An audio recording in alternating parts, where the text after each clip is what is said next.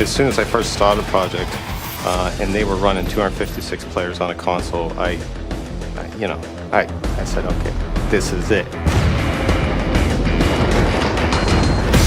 That's just something that nobody else is going to be doing. I don't think they'll be doing for quite some time.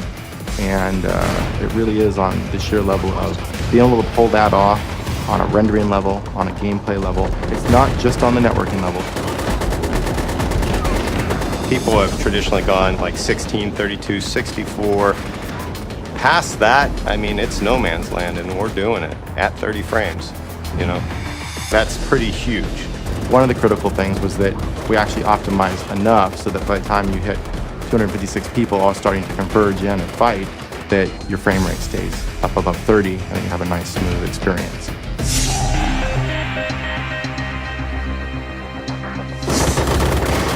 What we wanted to do was make a game where you would be aware that there are that many players on the field, but that we would keep the gameplay manageable, that the events and the battles would be forgiving, that they wouldn't be so large that no one has a chance to excel, no one has a chance to win.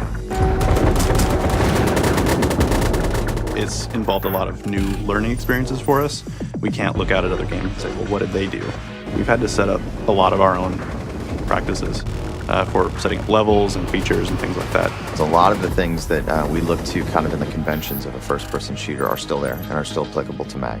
But there's a whole new litany of challenges that we've had to face. We definitely knew that people still have to feel empowered. Nobody wants to feel lost in a 256-player battle. We don't want to have a wide open area and dump 256 players on it. It's dangerous. You're going to be shot from all sides. So we had to add a lot of density and cover in the assets. Another thing is the options. We want to give players options in these 256 player battles in MAG. So we have to build all of those into the map to support just kind of the variety of players. So we want to be flexible, setting up areas that new players, it's easy for them to drop in, very accessible, versus more skilled players, let them sneak around. You're looking at crowd behaviors rather than individual behaviors. But at the same time, we wanted to make sure that we are thinking about every individual set of boots on the ground so that you as an individual can have a big influence on the battle.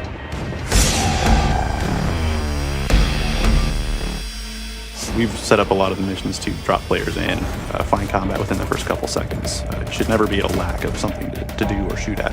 What aren't you going to see in the game is the question. Big old mortar strikes, grenades going off, flashbangs, airstrikes, you name it, it's probably in there. In other first-person shooters, you might see big events like helicopters going down or explosions or buildings on fire.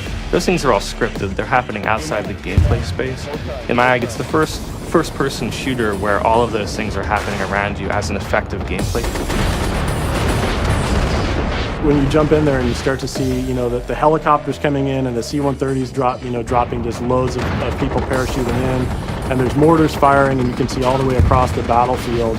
It's really a scale that's difficult to kind of paint the picture for people until they get in and play it, but it's something that you're amazed to see.